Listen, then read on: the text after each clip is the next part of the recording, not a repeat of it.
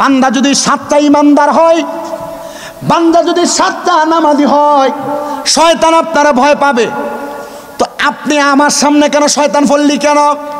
বলে আমি উনার ধাক্কার চোটে আপনার সামনে আইসা পড়ছি। কয় রে আব্দুল ইবনে মুবারক তো থাকে ইরাকে, আমি তো থাকি দামেস্কে। বলে তোরা ইরাক থেকে হাতজারা দিছে, তুই আইসা দামেস্কের মধ্যে পড়লি, কারণটা কি? ডাক দিয়া কয় প্রকৃত কোনো মুমিন, প্রকৃত কোনো ইমানদার যদি তার হাত দ্বারা ধাক্কা দেয়, তার হাতের ধাক্কা শয়তানও সহ্য করতে পারে না। এ আল্লাহর বান্দা, আপনি বলেন আপনি কেন আমার এই জায়গার মধ্যে আটকাইলেন? এবার হযরত মুসাইয়্যিব বলে যেহেতু তুমি আমার সামনে দাঁড়াইলা, তাহলে তুমি আমার সামনে দাঁড়ায়া দাঁড়ায়া এই মুহূর্তে আসরের নামাজটা পড়বা। শয়তান কয় আল্লাহর হস্তে আমার কাজ হলো মানুষকে ধোঁকা দেওয়া, আপনি আমাকে নামাজ আদায় করার কথাটা বলবেন না। উনি বলেন যদি নামাজ আদায় না করো, তোমাকে তো আব্দুল ইবনে মুবারক হাতে ঝাড়া দিয়ে পালাইছে, তাহলে আমি আমার হাত দ্বারা তোমাকে আঘাত করব, এমন আঘাত করব তুমি শয়তান না শুধু তোমার সঙ্গী যারা আছে তারাও আঘাতপ্রাপ্ত হবে। শয়তান কয় হুজুর ঠিক আছে আমি নামাজ আদায় করব, তবে শর্ত হইল আপনি ইমামতি করবেন আর আমি আপনার পেছনে দাঁড়াইব। হুজুর কয় জানি রে জানি, শয়তানের খাসিয়ত হইল নামাজের মধ্যে পেছনের মধ্যে দাঁড়ায়া দাঁড়ায়া একজন নামাজি ব্যক্তিকে ডিস্টার্ব দেওয়া, একজন নামাজি ব্যক্তিকে দুনিয়া জমিনের মধ্যে অবহেলিত করা। তুই আমার পেছনে দাঁড়াইবি না। শয়তান যেহেতু তুই নামাজের জন্য রাজি হইয়া গেছ, তাহলে আজকের নামাজটা তুই নিজে পড়াইবি। শয়তানকে আমি নামাজ পড়াইবো কেমনে আমাকে বলেন? বলে যদি তুই নিজে না নামাজ পড়স, নামাজটা না পড়াস, তাইলে আমার কাছ থেকে তুই সুইটা যাইতে পারবি না। শয়তান কয় আল্লাহ, হযরতে মুসাইয়্যিব বলেন আল্লাহর কসম, আল্লাহ তাআলার কালেমার কসম করে বলতেছি, ওই কালেমা শরীফ পড়ায়া আমি ওই শয়তানটারে মুসলমান বানাইলাম। আমি আমার আল্লাহর কাছে দোয়া করলাম, আল্লাহ যে শয়তানগুলা মানব সমাজের মুমিনদেরকে ধোঁকা দেয়, যে শয়তানগুলা মানব সমাজের মুমিনদেরকে ভালো কাজের মধ্যে বাধাগ্রস্ত করে, আপনি একটু এদেরকে হেদায়েত দান করেন। এবার মুসাইয়্যিব রাহমাতুল্লাহ আলাইহি বলে আমি এই দোয়া করার পরে শয়তানি আমার নবীর একটা হাদিস স্মরণ করায় দিতেছে। কি স্মরণ করায় দেয়? কে স্মরণ করায় দেয়? শয়তান স্মরণ করায় দেয়। শয়তানি আমার হাদিস স্মরণ করায় দেয়। আমার বলতেছে আপনি বলতেছেন যারা মুমিনদেরকে ভালো কাজে বাধা দেয়, আপনি বলতেছেন এদের থেকে শয়তান থেকে মানুষকে যেন আল্লাহ হেফাজত করে। আচ্ছা আল্লাহ শয়তান যেগুলা দুনিয়ার জমিনে জিন শয়তান, এদেরকে থেকে না আল্লাহ বাঁচাইবো মানুষারে, কিন্তু মানুষের মাঝে মানুষ শয়তান যারা, তাদের থেকে মানুষ কেমনে বাঁচবো? মানুষের ভিতরে যারা মানুষ শয়তান, এদের থেকে বাঁচবো কেমনে? তো কি হাদিস স্মরণ করেছে হযরত ওমর ইবনে খাত্তাব রাদিয়াল্লাহু তাআলা আনহু, উনি বলেন নবীজির জবান নিঃসৃত বাণী আমি শুনলাম, রাসূল বলছেন যে দুনিয়ার জমিনের ভিতরে ওই 3 প্রকার ব্যক্তি এত নিকৃষ্ট। কয় প্রকার? 3 প্রকার ব্যক্তি এত নিকৃষ্ট। ইয়া রাসূলুল্লাহ কারা?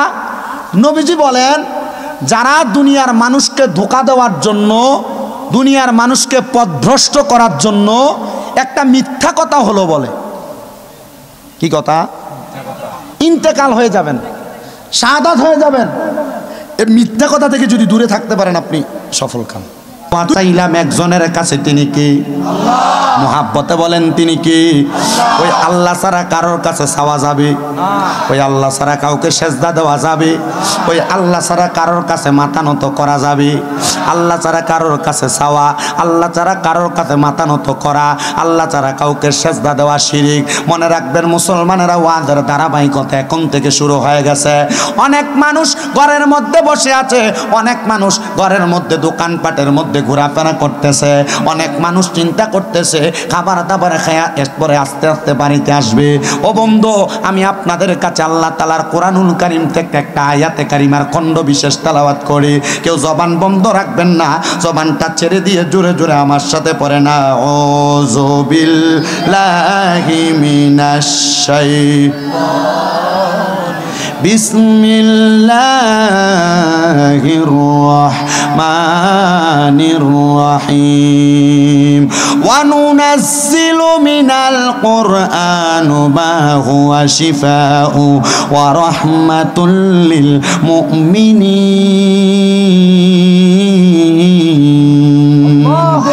আপনারা বলেন এই আয়াত ঘোষণা করছে যিনি, তিনার নাম কি? আল্লাহ। আমার আল্লাহ তাআলা কোরআনুল কারীমের মধ্যে বলতেছেন অনুনাজ্জিলু মিনাল কুরআনি, আল্লাহ বলেন আমি কোরআন নাযিল করলাম, অবতীর্ণ করলাম কোরআন। মারহাবা পড়েন না, মা হুয়া শিফা, আল্লাহ বলেন শেফার জন্য, আরোগ্য লাভের জন্য। মোহাব্বতের আওয়াজে কোন সুবহানাল্লাহ। আর কই জানি দেখা সিলেটবা বাজার জোরে কোন মারহাবা। আমার মুসলমানেরা, আল্লাহ বলেন আমি কোরআন নাযিল করলাম, মা হুয়া শিফা ওয়া রাহমাতুল লিল মুমিনিন, মুমিনদের জন্য আরোগ্য লাভের একটা মাধ্যম হিসেবে। মুসলমান তাইলে আমার আল্লাহ তাআলা যে কোরআনুল কারীমে এত সুন্দর একটা আয়াতে কারিমা বললেন, মনোযোগ দিবেন। এই আয়াতে কারিমার ধারাভাষ্য করে আল্লামা জালালউদ্দিন সুয়ুতী রাহমাতুল্লাহ আলাইহি এবং ইমাম বাগবী রাহমাতুল্লাহ আলাইহি একই আয়াতের একরকম তাফসীর করেছেন। তিনারা বলতেছেন এই কোরআনুল কারীম কেন মানুষের আরোগ্য লাভের জন্য, মুমিনের জন্য শিফা হিসেবে প্রেরণ করলেন। এই পৃথিবীতে অনেক মানুষ নামাজ পড়ে, রোজা রাখে, হজ করে, যাকাত দেয়, দান সদকা করে, কোরআন তেলাওয়াত করে, আবার পরের হক মাইরা খায়, সুদের টাকা খায়, ঘুষের টাকা খায়, মানুষে জমি দখল করে খায়। আপনারা কোন বাড়ির এলাকায় এমন বালা মানুষ আছে না নাই? নামাজ পড়ে রোজা রাখে, সুদ খায়, আছে না নাই? নামাজ পড়ে রোজা রাখে আবার হারাম খায়, আছে না নাই? নামাজ পড়ে রোজা রাখে, কোরআন পড়ে আবার মানুষের সাথে ঝগড়া ফাসাদে লিপ্ত হয়, এমন আছে না নাই? আমার মুসলমানেরা, আবার আমরা সমাজের অনেক মানুষ এরারে ধরে নিয়ে মসজিদের সভাপতি বানায়, সেক্রেটারি বানায়, কথা কোন ঠিক কিনা? আমরা সমাজের মানুষ এগুলারে ধরে নিয়ে মসজিদের সদবাড়ির দায়িত্ব দেয় এলাকায়। মুসলমান মনে রাখবেন, আল্লাহ তাআলার ওই বান্দারা নামাজ পড়লেও কোনো লাভ হবে না, আল্লাহর ওই বান্দারা রোজা রাখলেও কোনো লাভ হবে না।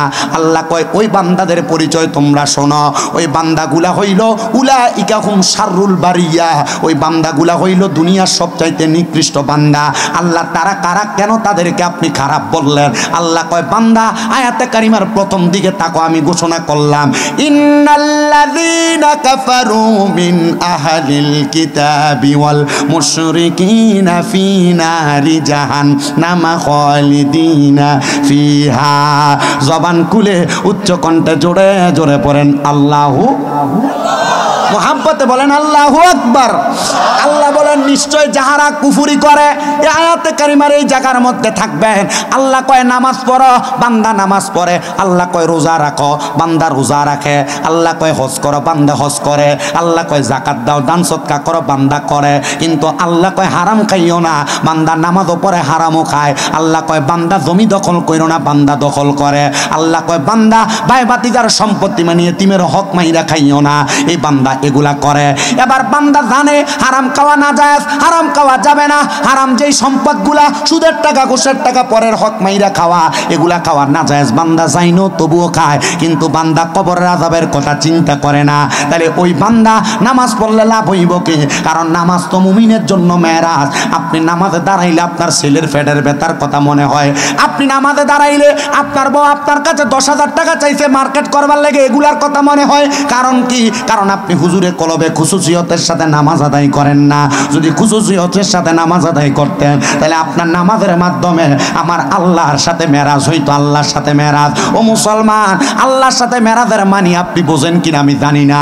আল্লাহর নবী রহমাতুল্লিল আলামিন নবীর মেশকাতুল মাসাবির কিতাবুস সালাত অধ্যায়ের হাদিস, নবী আমার বলেন, ও সাহাবায়ে কেরাম, তোমরা যখন নামাজ পড়বা এমন ভাবে নামাজ পড়বা যেন আমার আল্লাহকে দেখতে পাও। সাহাবায়ে কেরাম ডাক দিয়া ইয়া রাসূলুল্লাহ, ও গো মায়ার নবী, ও গো দয়ার নবী রহমাতুল্লিল আলামিন নবীজি, আমরা তো কোনোদিন নবীকে আল্লাহকে দেখি নাই। নবী গো, তাইলে আমরা নামাজ কি আল্লাহর কাছে কবুল হয় না? আমার নবী কয় ওয়ালা নাম, অবশ্যই তোমাদের নামাজটা কবুল হয়। নবী কেমনে কবুল হয়? আমার নবী কয় যদি তুমি আল্লাহকে না দেখো, নামাজের মধ্যে দাঁড়াইলে মনে করবা আল্লাহ তোমারে দেখে। তাহলে আল্লাহ যদি তোমারে দেখে, তাহলে ওই নামাজের মধ্যে দুনিয়াবি কোনো চিন্তা আনা যাবে না, ওই নামাজের মধ্যে দুনিয়াবি কোনো ভাবনা আনা যাবে না। পর্দার অন্তরালের আমার মা বোনেরা, এখন তো সুদের ব্যবসা, হারাম ব্যবসা বাড়ি বাড়ি চলে। এখন তার বেডায়েত মানুষ সুদ খায় না, বেডিরা বাড়িতে সুদ খায়, সুদের টাকা লাগায়। ও মা, এই কোরআন পড়ে আপনি কেমনে বরকত হাসিল করবেন? এই কোরআন পড়া যদি আপনি বরকত হাসিল করতে চান, তাহলে দুনিয়ার সব নিকৃষ্ট কাজগুলো আপনি ত্যাগ করে দেন। দেখবেন আপনার ঘরের মধ্যে বরকতের কোনো অভাব নাই, আপনার ঘরের মধ্যে বরকতের কোনো অভাব নাই। অনেক মানুষ তো বিপদে পড়লে কোরআন খতম করে না, দোয়া পড়ায় না। অনেক মানুষ তো বিপদে পড়লে মুসিবতে পড়লে আলেম ওলামা দিয়া কোরআন খতম পড়ায়, কিন্তু কাজ কেন হয় না? তার মানে বোঝা যায় যেই ব্যক্তি পড়াইলো তার মাঝে কোনো খুশুসিয়ত, আল্লাহর কোনো ভয় নাই। যদি থাকতো তাহলে তার দোয়াটা আল্লাহর কাছে কবুল হয়ে যাইত। বাড়াইর এলাকার বাবারা, আল্লাহর কোরআনুল কারীমের আয়াত আমি কেন পড়লাম? এই কোরআনুল কারীম মুমিনের জন্য শেফা, মুমিনের জন্য শেফা। যদি আপনারা আমার বয়ানটা লক্ষ্য করেন তাহলে আপনারা বুঝতে পারবেন। নবীজির প্রখ্যাত সাহাবী হযরত নবীজির প্রখ্যাত হাদিস বিশারদ হযরত জাবের ইবনে সামুরা রাদিয়াল্লাহু তাআলা হাদিস বর্ণনা করে। তিনি বলেন, আমি একদিন অসুস্থ হয়ে আল্লাহর হাবিবের কাছে আসলাম। ইয়া রাসূলুল্লাহ, ও মায়ার নবী, আমি তো ডাক্তার, মানে আগে তো ডাক্তার ছিল না, এই চিকিৎসা করতে যে আগে তাদেরকে কি বলতো? হেকিম। হেকিম হেকিম ইয়া রাসূলুল্লাহ, অনেক হেকিমের কাছে আমি চিকিৎসা গ্রহণ করেছি ওগো নবীজি, কিন্তু আমার রোগের তো কোনো শেফা পাইতেছি না। আল্লাহর হাবিব সাল্লাল্লাহু আলাইহি ওয়াসাল্লাম ওই সাহাবীকে তেলাওয়াত করে শোনাইলেন। কি শোনাইলেন? আল্লাহর হাবিব শোনাইতেছে, ওয়া নুনাজ্জিলু মিনাল কুরআনি মা হুয়া শিফা ওয়া রাহমাতুল লিল মুমিনিন। এ সাহাবী, তুমি কি এই আয়াতে কারিমাকে অনুসরণ করো না? সাহাবী বলে, ইয়া রাসূলুল্লাহ, কেন? কারণকে আপনার কাছে জানতে চাই। নবী আমার ডাক দিয়ে কয়, কারণটা হইল কোরআনুল কারীমের মধ্যে সকল রোগের চিকিৎসা আছে। এবার আপনারা বলেন, কোরআনুল কারীমের মধ্যে সকল রোগের চিকিৎসা আছে না নাই? কথা কন্যা আছে না নাই? সালামুন কাওলাম মির রাব্বির রহিম। জোরে কয় না সুবহানাল্লাহ? সালামুন আলা হিয়া হাত্তা মাতলাইল ফাজর। আল্লাহ তাআলা সালাম দ্বারা শান্তির জন্য, মানে বান্দাকে ভালো করার জন্য এমন অনেকগুলা আয়াতে কারিমা নাজিল করলেন। হে মুসলমান, ওই সাহাবী বলে, ইয়া রাসূলুল্লাহ, ইয়া হাবিবাল্লাহ, নবী গো, আপনি রহমতের নবীজি, আমাকে যেহেতু আমাকে এত সুন্দর পরামর্শ প্রদান করেছেন, আল্লাহর হাবিব বলে, তুমি এখন থেকে নিয়ত করো, আল্লাহ তাআলা যদি তোমার রোগটাকে শেফা দান করে দেয়, তুমি আল্লাহ তাআলার কোরআনুল কারীমের কয়েকটা আয়াতে কারিমা তেলাওয়াত করবে। আসরের নামাজের ওয়াক্ত আল্লাহর হাবিবের রওজা মুবারক থেকে নবীজির মসজিদে নববীর দূরত্ব ছিল না, কারণ নবীজির ঘর যেইটা মসজিদে নববী সেইটা, নবীজির মসজিদে নববী যেইটা ঘরও কিন্তু সেইটা। আপনারা যারা মদিনা শরীফ গিয়েছেন আপনারা হয়তো জানেন, মদিনা শরীফে যেই জায়গায় ইমাম দাঁড়ায় নামাজ পড়ে জায়গাটা রিয়াজুল জান্নাহ, ওই জায়গাটার পাশেই তো আমার নবীজির রওজা মুবারক, আবার ওই জায়গাটার পেছনের অংশেই তো আমার নবীজির হুজরা মুবারক, ঘর মুবারক। দেখবেন লাল গালিচা, সবুজ গালিচা দেওয়া। মুহাব্বতে শুনবেন, নবীজি আমার নবীজির হুজরা মুবারক থেকে বের হইলেন, আম্মা জান আয়েশা সিদ্দিক ওই ঘরের মধ্যে। নবীজি বের হয়ে দেখলেন জাবের ইবনে সামুরা আল্লাহর হাবিবের দরবারে বইসা আছেন। এর জাবের ইবনে সামুরা, তোমার না শরীর অসুস্থ, রওজা মুবারক, মানে আমি নবীর মসজিদে নববীর মধ্যে কেন এই টাইমে দেখা যায়? জাবের ইবনে সামুরা বলি, ইয়া রাসূলুল্লাহ, আপনি যেমনভাবে বলেছেন আমি এমনভাবে কোরআনুল কারীমের আয়াত তেলাওয়াত করেছি। আর আমি দেখলাম পবিত্র জোহরের নামাজ আদায় করার পরবর্তী সময় আমি যখন কোরআনুল কারীমের তেলাওয়াত করে আমি শান্তভাবে ঘুমাইলাম, ঘুম থেকে ওঠার পর আমি আমার শরীরটাকে সুন্দর পাইলাম, বড় আরামদায়ক পাইলাম। তার মানে বোঝা যায় এর জাবের ইবনে সামুরা, আমার আল্লাহ তাআলা এই কোরআনুল কারীম তেলাওয়াতের বরকতে তোমার অসুস্থতা দূর করে দিয়েছে। মুহাব্বতে বলেন আলহামদুলিল্লাহ। পর্দার অন্তরালে আমার অনেক মা বোনেরা বয়ান শুনতেছেন। এবার দক্ষিণ পাড়ার আমার মা বোনেরা মনোযোগ দিয়ে বয়ানটা শ্রবণ করবেন গো মা। আগে আমার অনেক বয়স্ক বাবারা সকালবেলা বাড়ি ঘরের আনাচে কানাচে দিয়া ঘুরার সময় গুনগুন গুনগুন মা বোনদের কোরআন তেলাওয়াতের আওয়াজ শুনতো, কিন্তু এখন আর কোরআন তেলাওয়াতের আওয়াজ শোনা যায় না। এখন মা বোনদের নাকের আওয়াজটা কিন্তু একটু বেশি শোনা যায়, ঘুমের আওয়াজ। কথা কন না? তো মা বোন যে আপনারা মসজিদের হুজুরের কাছে দোয়া চান, আলেম ওলামার কাছে দোয়া চান, আপনার জন্য দোয়া করবে, দোয়া কবুল হয় না।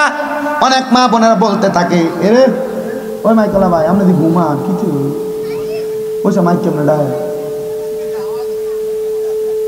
কিছু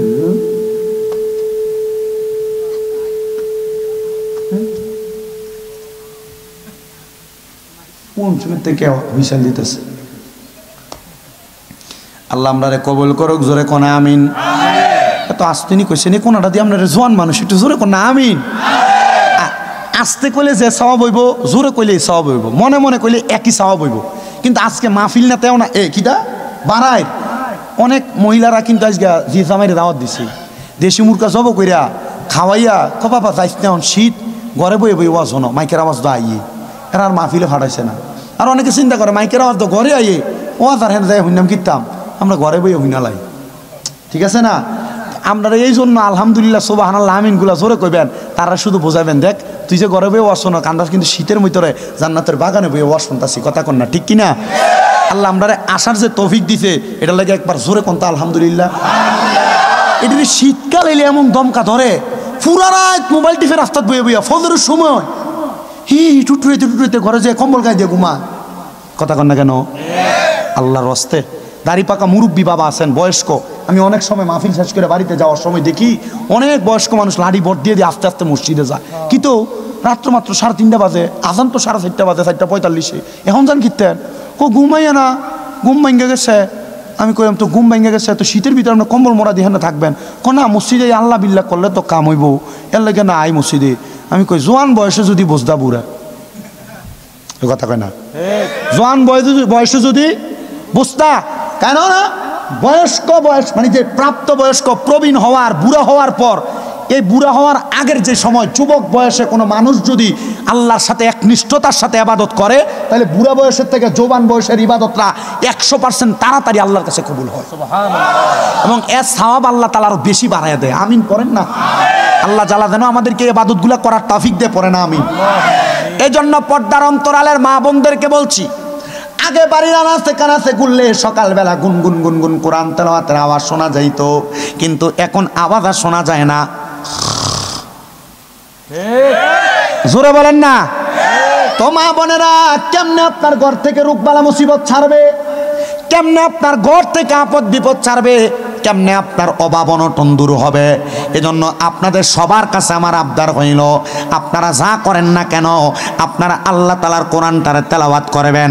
এখানে আপনারা যারা পুরুষ মানুষ আছেন, আপনারা আপনাদের স্ত্রীদের কাছে বলবেন সকালবেলা নাস্তা বানাও আর না বানাও, কমপক্ষে ফজরের নামাজটা তুমি পড়বা, ফজরের নামাজটা পইরা পারলে আল্লাহ তাআলার কোরআনুল কারীমের এক পারা তেলাওয়াত করবা, না পারো 1 পৃষ্ঠা তেলাওয়াত করবা, না পারলে আল্লাহ তাআলার কোরআনুল কারীমের একটা আয়াত তেলাওয়াত করবা, তো এনা আপনার কামাই বরকত হইতো। এখন এরা তো বাড়িতে যে ঠিক মতো কইতে পারে না, কারণ এরা নিজেরাই নামাজ পড়ে না, কথা কয় না? আপনারা তো বাড়িতে যে বল নিজে ঠিকঠাক কইবেন কেন, উপরে ফেপ মারলে নিজের কাছে পড়ে। আপনারা তো বাড়িতে বউকে চাপ দিতে পারেন না, আপনি নিজে নামাজ পড়েন না, আপনি নিজেও তো বাড়ির মধ্যে বলতে পারেন না, আপনি নিজে ইবাদত করেন না। মুসলমান ইমানদারেরা গভীর মনোযোগ দিয়ে বয়ানটা শ্রবণ করার চেষ্টা করবেন। আপনি আপনার স্ত্রীকে এমনভাবে বোঝাইবেন, আমার মনে হয় না আজকের মাহফিলের বয়ান যদি এই বাড়াইর এলাকার মা বোনেরা শোনে, এদেরকে আপনি বাড়িতে যা বলা লাগবে, এরা আগামীকালকে ফজরের নামাজ থেকে নামাজি হয়ে যাবে, আগামীকালকে ফজরের নামাজের পর থেকে মা বোনেরা কোরআন তেলাওয়াত করবে।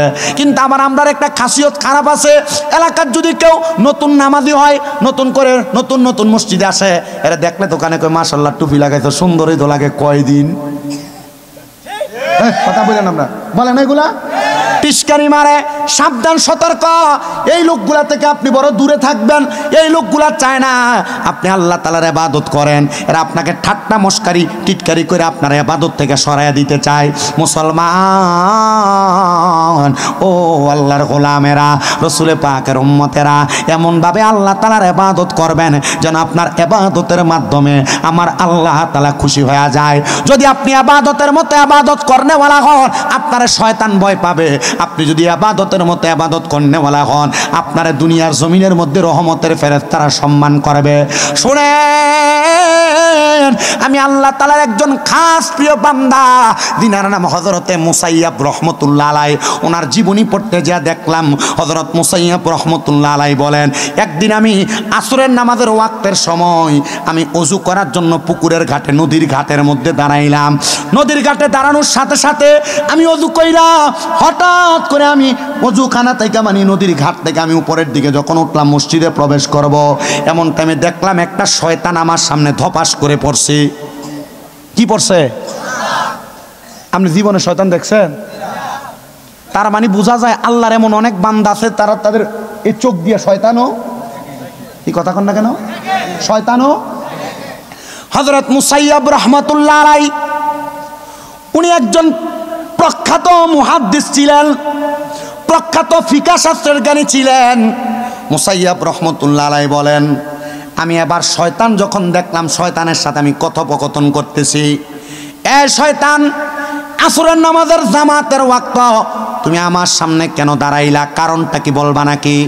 শয়তান জবাব দেয়, আমি গিয়েছিলাম একজন আল্লাহ তাআলার বান্দা নামাজের মধ্যে ধোঁকা দেওয়ার জন্য, কিন্তু আমি তারা ধোঁকা দিতে পারি নাই। কারণ কি রে শয়তান? ওই শয়তান জবাব দেয়, ওই আল্লাহ পাকের বন্ধুর নাম হযরত আব্দুল্লাহ ইবনে মুবারক রাহমাতুল্লাহ আলাইহি, মারহাবা পড়েন না। হযরত আব্দুল্লাহ ইবনে মুবারক রাহমাতুল্লাহ আলাইহি বলে, হ্যাঁ, ওনার কাছে কেন গিয়েছিলা? বলে, উনি ওযু করার পরে আমি ওনার ঘাড়ের বাম অংশে বসছিলাম যেন উনি নামাজের মধ্যে না যাইতে পারে। আমি ওনার ঘাড়ের মধ্যে মাসাজ করতেছিলাম, মানে একটু ব্যথা দিতে লাগতেছিলাম। এবার আমি দেখলাম ওই আল্লাহর বান্দাটা আমার মাসাজের মধ্যে দুর্বল হয় না।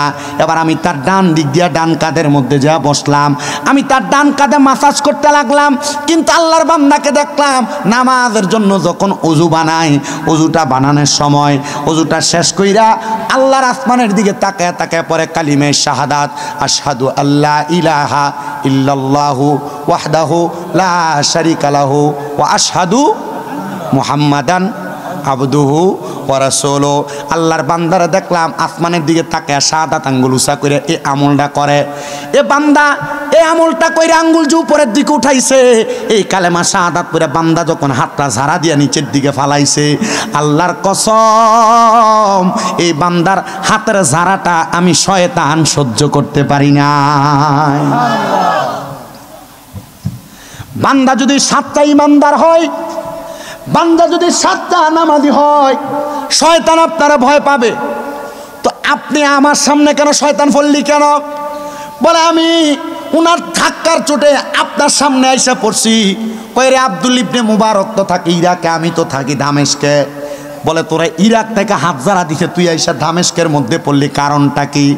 ডাক দিয়া কয়, প্রকৃত কোনো মুমিন, প্রকৃত কোনো ইমানদার যদি তার হাত দ্বারা ধাক্কা দেয়, তার হাতের ধাক্কা শয়তানও সহ্য করতে পারে না। এ আল্লাহর বান্দা, আপনি বলেন আপনি কেন আমার এই জায়গার মধ্যে আটকাইলেন? এবার হযরত মুসাইয়াব বলে, যেহেতু তুমি আমার সামনে দাঁড়াইলা, তাহলে তুমি আমার সামনে দাঁড়ায়া দাঁড়ায়া এই মুহূর্তে আসরের নামাজটা পড়বা। শয়তান কয়, আল্লাহর হস্তে আমার কাজ হলো মানুষকে ধোঁকা দেওয়া, আপনি আমাকে নামাজ আদায় করার কথাটা বলবেন না। উনি বলেন, যদি নামাজ আদায় না করো, তোমাকে তো আব্দুল্লাহ ইবনে মুবারক হাতে ঝাড়া দিয়ে পালাইছে, তাহলে আমি আমার হাত দ্বারা তোমাকে আঘাত করব, এমন আঘাত করব তুমি শয়তান না, শুধু তোমার সঙ্গী যারা আছে তারাও আঘাতপ্রাপ্ত হবে। শয়তান কয়, হুজুর ঠিক আছে, আমি নামাজ আদায় করব, তবে শর্ত হইল আপনি ইমামতি করবেন আর আমি আপনার পেছনে দাঁড়াইব। হুজুর কয়, জানি রে জানি, শয়তানের খাসিয়ত হইল নামাজের মধ্যে পেছনের মধ্যে দাঁড়ায়া দাঁড়ায়া একজন নামাজি ব্যক্তিকে ডিস্টার্ব দেওয়া, একজন নামাজি ব্যক্তিকে দুনিয়া জমিনের মধ্যে অবহেলিত করা। তুই আমার পেছনে দাঁড়াইবি না। শয়তান, যেহেতু তুই নামাজের জন্য রাজি হইয়া গেছ, তাহলে আজকের নামাজটা তুই নিজে পড়াইবি। শয়তান কয়, আমি নামাজ পড়াইবো কেমনে আমাকে বলেন? বলে, যদি তুই নিজে না নামাজ পড়স, নামাজটা না পড়াস, তাইলে আমার কাছ থেকে তুই সুইটা যাইতে পারবি না। শয়তান কয়, আল্লাহ, হযরতে মুসাইয়াব বলেন, আল্লাহর কসম, আল্লাহ তাআলার কালেমার কসম করে বলতেছি, ওই কালেমা শরীফ পড়ায়া আমি ওই শয়তানটারে মুসলমান বানাইলাম। আমি আমার আল্লাহর কাছে দোয়া করলাম, আল্লাহ, যে শয়তানগুলা মানব সমাজের মুমিনদেরকে ধোঁকা দেয়, যে শয়তানগুলা মানব সমাজের মুমিনদেরকে ভালো কাজের মধ্যে বাধাগ্রস্ত করে, আপনি একটু এদেরকে হেদায়েত দান করেন। এবার মুসাইয়াব রাহমাতুল্লাহ আলাইহি বলে, আমি এই দোয়া করার পরে শয়তানি আমার নবীর একটা হাদিস স্মরণ করায়া দিতেছে। কি স্মরণ করায়া দেয়? কে স্মরণ করায়া দেয়? শয়তান স্মরণ করায়া দেয়। শয়তানি আমার হাদিস স্মরণ করায়া দেয়। আমার বলতেছে, আপনি বলতেছেন যারা মুমিনদেরকে ভালো কাজে বাধা দেয়, আপনি বলতেছেন এদের থেকে, শয়তান থেকে মানুষকে যেন আল্লাহ হেফাজত করে। আচ্ছা, আল্লাহ শয়তান যেগুলা দুনিয়ার জমিনে জিন শয়তান, এদেরকে থেকে না আল্লাহ বাঁচাইবো মানুষারে, কিন্তু মানুষের মাঝে মানুষ শয়তান যারা, তাদের থেকে মানুষ কেমনে বাঁচবো? মানুষের ভিতরে যারা মানুষ শয়তান, এদের থেকে বাঁচবো কেমনে? তো কি হাদিস স্মরণ করাইছে হযরত ওমর ইবনে খাত্তাব রাদিয়াল্লাহু তাআলা আনহু। উনি বলেন, নবীজির জবান নিঃসৃত বাণী আমি শুনলাম, রাসূল বলছেন যে দুনিয়ার জমিনের ভিতরে ওই তিন প্রকার ব্যক্তি এত নিকৃষ্ট। কয় প্রকার? তিন প্রকার ব্যক্তি এত নিকৃষ্ট। ইয়া রাসূলুল্লাহ, কারা? নবীজি বলেন যারা দুনিয়ার মানুষকে ধোঁকা দেওয়ার জন্য, দুনিয়ার মানুষকে পথভ্রষ্ট করার জন্য একটা মিথ্যা কথা হলো বলে, কি কথা? ইন্তেকাল হয়ে যাবেন, শাহাদাত হয়ে যাবেন।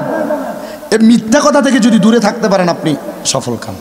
2 নাম্বার, ওই ব্যক্তিগুলা যারা বর্তমান মানে আমি রসুলের জামানার পরবর্তী সময় থেকে দুনিয়াতে বেঁচে থাকবে, নামাজ পড়বে, রোজা রাখবে, হজ করবে, যাকাত দিবে, কিন্তু এরা গীবত করবে। এরা কি করবে? কথা বলে কি করবে? গীবত করবে। তারা যদি গীবত করে তাহলে এই মানুষগুলা থেকে তোমরা কি করবা? বাইসা থাকবা। ইয়া রাসূলুল্লাহর কারাম হযরত ওমর ইবনে খাত্তাব রাদিয়াল্লাহু তাআলা আনহু বলে 3 নাম্বার হলো তারা যারা দুনিয়ার জমিনের মধ্যে চলাফেরা করে, রাস্তা দিয়ে হাঁটে, কিন্তু হাঁটা চলা করার সময় তাদের দাম্ভিকতার কারণে মানুষের সঙ্গে কথা বলে না। আমরা এলাকায় অনেক পয়সাওয়ালা আছে, নতুন নতুন টাকার মালিক হয়, রাস্তা দিয়ে যাওয়ার সময় মানুষের সালাম দেয় না। আছে না নতুন পয়সাওয়ালা? বাপের বয়সী মুরব্বী বাবা দোকানে বসে আছে, এর বাবা এর দেখলে সম্মান দিত, কিন্তু এই ফুতে টাকার মালিক হওয়ার পরে আর বেটার সালামও দেয় না। গৌরব বাড়ছে। আল্লাহর নবীর প্রখ্যাত হাদিস বিশারদ হযরত ওমর ইবনে খাত্তাব রাদিয়াল্লাহু তাআলা আনহু বলে তার দাম্ভিকতা, এমন অহংকারী ব্যক্তিদের থেকে তোমরা দূরে থাকবা, তাহলে তোমরা তোমাদেরকে খাঁটি সাচ্চা পাক্কা মুমিন বানাইতে পারবা। এবার রাসূল পাক সাল্লাল্লাহু আলাইহি ওয়াসাল্লাম রাহমাতুল লিল আলামিন রাহাতুল আশিকিন সাল্লাল্লাহু আলাইহি সাল্লাম নবী আমার বলতেছে, এবার ওমর ইবনে খাত্তাব রাদিয়াল্লাহু তাআলা আনহু বলে, আর নবীজি কাদের থেকে বেঁচে থাকবে? আপনি তো 3 জনের কথা বললেন, আর অন্যদের কথা বললেন না। নবী কয় 3 জনের কথা বললাম, এবার আরো 2 জন ব্যক্তির কথা বলি, যাদের সাথে তোমরা সঙ্গ দিবা, যাদের সাথে তুমি চলবা। নবী তারা কারা? নবী আবার ওই সাহাবী ওমর ইবনে খাত্তাব রাদিয়াল্লাহু তাআলা আনহুকে আয়াত তেলাওয়াত করে শোনায়, ইন্নাল্লাযীনা আমানু ওয়া আমিলুস সালিহাতি উলাইকা হুম খায়রুল বারিয়া। জবান খুলে উচ্চ কণ্ঠে জোরে জোরে পড়েন আল্লাহু আকবার। সাহাবী বললেন, ইয়া রাসূলুল্লাহ বুঝতে পারলাম। আপনারা বুঝছেন? কি তা বুঝছেন? আমি বুঝলে তো আর শেষ, ওই হুজুর বুঝছে। আপনারা তো আলেম মানুষ, নিচে বলে খারাপ লাগে না, ফালু করে চলে আসেন। আলেম ওলামারা বুঝছেন। বলে কি বুঝছেন? নবী সাহাবী ওনারা তো লিসানুল আরব, ওনারা কি লিসানুল আরব, আমরা আসুমি। উনি বলেন, ইয়া রাসূলুল্লাহ বুঝতে পারলাম।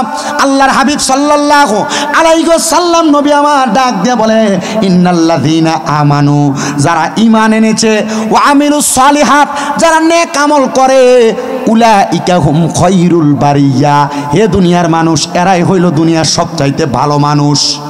কি মানুষ? জোরে জোরে জোরে জোরে। এরা হইল দুনিয়ার সবচাইতে ভালো মানুষ। তোমরা এদের সাথে থাকবা, এদের সাথে চলবা। তো আপনি কোন বন্ধুর লগে চলেন? এই বন্ধু সিগারেট খায়, এ বন্ধু গাঁজা খায়, এ বন্ধু ইয়াবা সেবন করে, এ বন্ধু দুনিয়ার যত বাজে বাজে কাজ আছে এই কাজগুলা করে। এবার বলেন, এমন বন্ধু পরিত্যাগ করার দরকার আছে না নাই? কিন্তু না, আপনারা এগুলা করেন না। এমন নেশাখোর, ইয়াবাখোর, গুন্ডা, ক্যাটার সেটার, এদের সাথে আপনার সম্পর্ক ভালো। এবার শুনেন, আল্লাহর হাবিব সাল্লাল্লাহু আলাইহি সাল্লামের প্রখ্যাত হাদিস বিশারদ হযরত আবু সাঈদ খুদরি রাদিয়াল্লাহু তাআলা আনহু বলেন, আমি আমার নবীজির জবান মুবারকের মধ্যে বলতে শুনলাম, নবী আমার বলেছে, কেউ যদি তার শক্তি বাড়ানোর জন্য, তার ক্ষমতা বাড়ানোর জন্য কোনো অত্যাচারী ব্যক্তি, কোনো জালেম ব্যক্তির সাথে সম্পর্ক রাখে, আল্লাহর কসম তারা আমাদের দলভুক্ত নয়, তারা আমাদের দলের মানুষ নয়, তারা আমি নবীর দলের মানুষ নয়। তার মানে বোঝা যায়, ক্যাটার গুন্ডা নেশাখোরের সাথে যদি সম্পর্ক রাখেন, নবী কয় এরা আমার দলের না, মানে নবীর দলের না। যেটা এটা তো আসলে মুসলমানই। অনেকে আছে না, দেখবেন গুন্ডা ক্যাটারের সাথে সম্পর্কটা ভালো, কি লেগে? আমি এলাকা ঝামেলা টামেলা হইলে মোটামুটি ফোন টোন দিলে আমার লাগে আমার পক্ষ হয়ে কাম করবো। আল্লাহর দোহাই, এদের সাথে যাদের সম্পর্ক থাকবে, রাসূল বলছেন তার নিজের শক্তি মনোবল বাড়ানোর জন্য এমন বাজে লোকের সাথে যে ব্যক্তি সম্পর্ক থাকে, এই ব্যক্তি আমাদের দলভুক্ত, নবীর দলভুক্ত না হলে মুসলমানই তো না। কথা কন না কেন? জোরে কন। আপনি যে বন্ধুর সাথে চলেন, সিগারেট খায়, খানা আছে না বন্ধু? আমি আমার সাথে চলাম, অনেক পোলাপান আমার সাথে একসাথে দাখিল পরীক্ষা দিয়েছে, মানে আমি যে মাদ্রাসায় দাখিল পরীক্ষা দিয়েছি আমার সাথে একসাথে পরীক্ষা দিয়েছে 57 জন থেকে 63 জন পোলাপানের মতো। এর মধ্যে একটা ফলো আলেম হয় নাই, মানে হুজুর হয় নাই। দাখিল দেওয়ার পর কেউ বিদেশ, কেউ কাজকর্ম করে, কেউ ব্যবসা বাণিজ্য করে। তো আমি মাঝে মাঝে আমার বাড়ি থেকে আসা যাওয়ার পথে আমার ক্লাসমেট যারা, এদের মধ্যে কয়েকজনকে দেখে রাস্তা দিয়ে ওপেনলি সিগারেট টানে। আমি একদিন রাত্রবেলা 1:30-2টা বাজে আমার এই ক্লাসমেট তার সামনে দাঁড়াইলাম, সে আমাকে দেখে সিগারেট ফালাইয়া পাও দিয়ে এটারে দেখতাছি ফিসা ফেলাইতেছে। আমি তারে জিগাইলাম, এটা তো তোর টাকা দিয়া কিনা, এটা খাইয়া শেষ করতি, নচেত তো তোর টাকাটা নষ্ট হইলো। কত টিয়া? কই এটার দাম 6 টাকা। আমি বললাম বালা কথা, তো এটা কই শিখলি ভাই?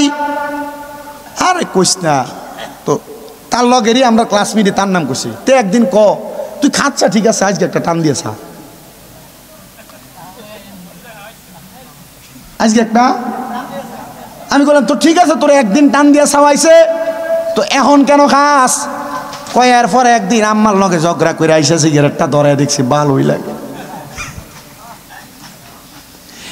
এমন সমাজের মধ্যে আপনাদেরকে যারা যারা এমন বাজে কাজের আদেশ করে, যারা সিগারেট খায়, এমন কয়েকটা উদাহরণ দেখলাম। এগুলা অন্য কোনো কারণ না, সঙ্গ দোষের কারণে অঙ্গ নষ্ট হয়েছে। যে কোনো বন্ধুর কথা শুই না এক কান দিয়ে এখন এটা ভুক্তভোগী হয়ে গেছে গা। এমন বন্ধু যদি থাকে এদেরকে আপনি পরিত্যাজ্য করবেন, এদের থেকে দূরে থাকবেন, এদের থেকে দূরে থাকবেন। বলে হুজুর কারণ কি? কারণ হইল আল্লাহর হাবিব মুহাম্মাদুর রাসূলুল্লাহ বলে, তোমরা যদি দুনিয়ার জমিনের মধ্যে নিজেকে ভালো বানাইতে চাও তাহলে 2 প্রকার ব্যক্তির সাথে চলো। এক প্রকার ব্যক্তি হলো ইমানদার, এক প্রকার ব্যক্তি হলো সলে বান্দা, যারা নেক আমল করে। কোন ইমানদার? সবাই তো ইমানদার দাবি করে,